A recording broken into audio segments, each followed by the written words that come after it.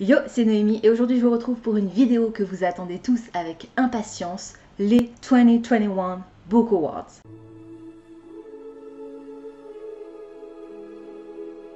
En gros, c'est enfin le moment de découvrir mes meilleures lectures de l'année 2021 et pour ce faire, j'ai choisi de piquer l'idée de G. Je vous mettrai le lien vers sa chaîne et sa vidéo en barre d'infos qui chaque année réalise des Book Awards et qui récompense toutes les meilleures lectures qu'elle a faites dans l'année selon des critères précis. Il y a 13 catégories pour ces Book Awards 2021 et c'est parti avec la première catégorie. L'award du roman le plus émouvant pour 2021 est remporté par Les flots sombres de Thibault Latil-Nicolas, le tome 2 de la série Chevauche-Brume. J'ai sélectionné ce roman pour cette catégorie, pas parce qu'il m'a ému dans le contenu, pas parce qu'il a réussi à me faire pleurer, parce que je ne me souviens pas d'avoir pleuré à sa lecture, mais parce que le style de l'auteur est tout simplement phénoménal. Et voilà, ça fait palpiter mon petit cœur et il a beau se dérouler des choses absolument monstrueuses dans cette série, je trouve que le style est juste, voilà, c'est incroyable et à chaque fois ça me donne des frissons, donc c'est pour ça que j'ai choisi ce titre. L'award du roman le plus original est remporté par Prospérine, point et la phrase sans fin de Lord Dargelos. Tant pour le fond que pour la forme, ce roman est ponctué par des illustrations en couleur. C'est un hardback qui est magnifique et avec du texte qui change de forme, qui change de taille. C'était la première fois que je lisais un livre sous ce format très particulier et l'histoire en elle-même était originale puisqu'on était un peu dans un univers à la Toy Story. En fait, on découvre que les livres sont peuplés de personnages qui s'animent quand personne ne les voit.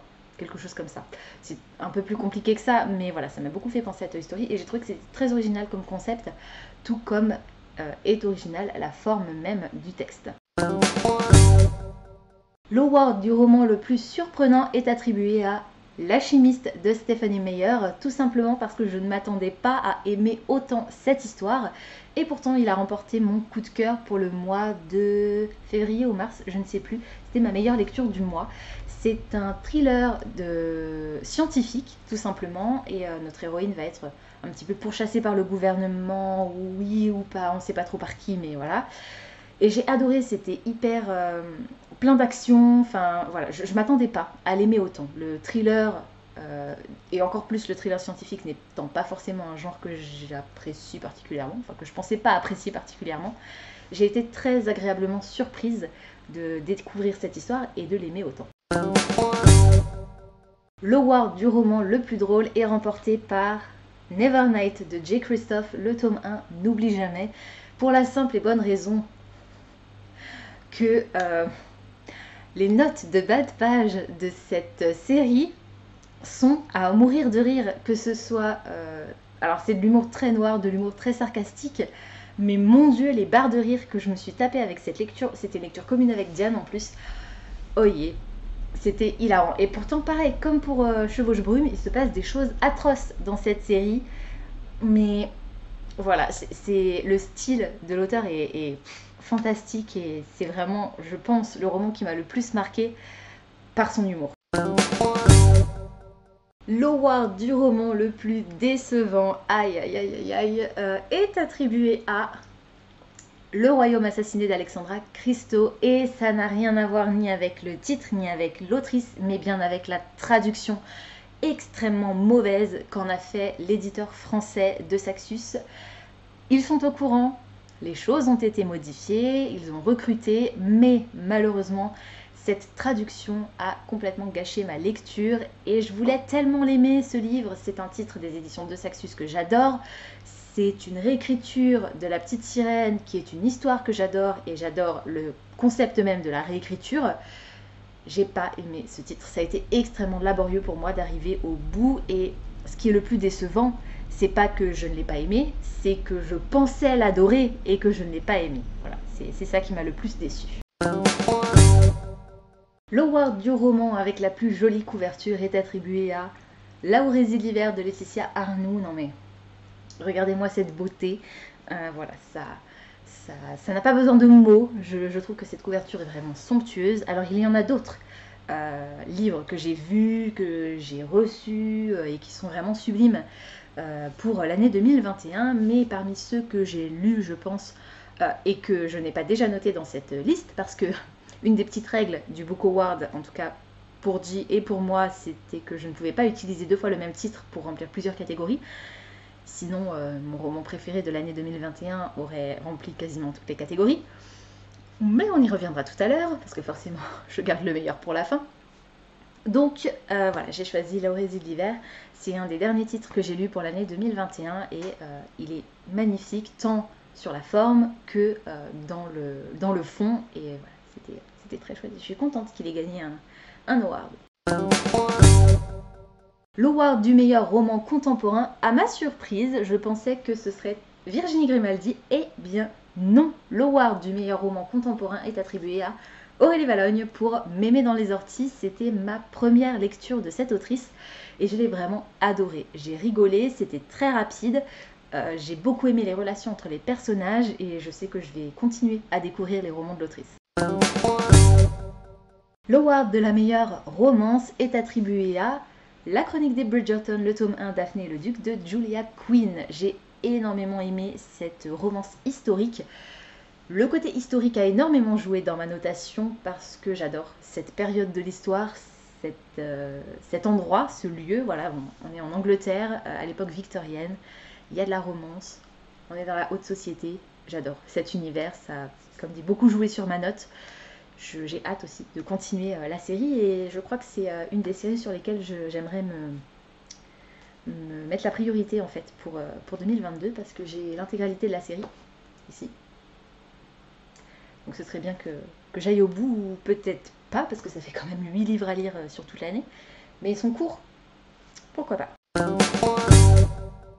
L'award du meilleur polar et ou thriller est attribué à Les Détectives du Yorkshire, tome 3, Rendez-vous avec le mystère de Julia Chapman. Vous savez que c'est une série que j'aime énormément, on est sur du cozy mystery avec 2 personnages principaux qui se tournent autour, qui étaient ensemble il y a très longtemps, je ne sais même pas s'ils étaient ensemble.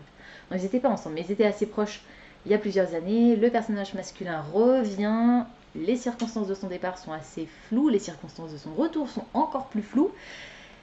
Et j'adore la relation entre ces 2 personnages et les mystères qu'ils essayent de comprendre au fur et à mesure, les enquêtes qu'ils mènent dans les tomes. Et je suis contente aussi qu'il ait reçu un prix. L'award de la meilleure lecture graphique est attribué à Le Veilleur des Brumes, tome 3, Retour à la lumière de Robert Kondo et Daisuke Tsutsumi. Je ne sais pas si vous vous souvenez de l'état dans lequel m'a mise ce titre dans un de mes vlogs. J'étais en larmes, j'ai fondu en larmes. Ce titre m'a fait pleurer. Je crois que c'était la première fois que je pleurais comme ça pour un titre. Peut-être. En tout cas, ça faisait longtemps que j'avais pas pleuré à ce point pour un titre. C'était pas juste oh, c'est trop chou, j'ai des petites larmes qui coulent. Non, là, j'étais vraiment en train de sangloter à la lecture de ce titre. C'est une histoire que j'aime énormément avec ce personnage principal qui est un petit cochon qui va partir à l'aventure pour essayer de sauver tout son village. C'était fantastique. Et c'était le dernier tome de la série. J'ai très hâte de découvrir l'adaptation, la version court-métrage d'animation puisque la BD a été adaptée du court-métrage d'animation. L'award du meilleur roman de science-fiction est attribué à Cress, le tome 3 des Chroniques lunaires de Marissa Meyer. C'est une réécriture des contes. Dans le tome 1, on va suivre l'adaptation de Cendrillon, puis Le Petit Chaperon Rouge. Dans le tome 3, on est sur Réponse, à la sauce science-fiction dans un univers avec un peuple lunaire, une révolte, un complot, ce genre de choses. J'ai énormément aimé. Et les personnages, le personnage masculin principal de ce tome 3 est fantastique. J'ai beaucoup aimé Cress aussi et son côté assez naïf correspond parfaitement au personnage de Réponse et correspond au personnage qu'elle est dans cette histoire. Donc voilà, c'était un chouette moment. Et la science-fiction, vous savez que c'est pas forcément un genre que j'apprécie spécialement, mais cette série est un peu à part pour moi. L'award du meilleur roman de fantasy est attribué à ma deuxième lecture préférée de 2021, parce qu'il fallait bien que j'en choisisse un pour mettre sous les projecteurs, voilà, pour ma lecture préférée de 2021, toutes catégories confondues. Ce n'est pas ce titre-là, donc, mais je l'ai mis dans le meilleur roman de fantasy, puisque ça a été un coup de cœur énorme. Il s'agit de Death Violent Delight de Chloé Gang. C'est le premier tome d'une série qui est une réécriture de Roméo et Juliette dans les années 20 à Shanghai, avec un petit twist scienti-fantastique que j'ai énormément apprécié. J'ai le tome 2 juste ici qui est arrivé vendredi, je crois. Donc j'ai très hâte de le lire. Vous pouvez être sûr que je vais essayer de le caser très prochainement dans ma palle des cartes. Et voilà, je suis ravie d'avoir pu le caser aussi. C'était évident pour moi qu'il allait se retrouver dans les Book Awards 2021 parce que, comme je vous l'ai dit, c'est ma deuxième lecture préférée. Et maintenant, le moment que tout le monde attend, le moment que moi j'attends avec impatience aussi, c'est l'heure de vous dévoiler quelle a été ma lecture préférée, toutes catégories confondues pour 2021. Vous êtes prêts ? Énorme coup de cœur, monumental. Je m'y attendais un peu, mais à ce point-là, personne n'aurait pu le prédire. Premier roman pour moi de cet auteur. Ma lecture préférée, et j'en connais une qui va être contente.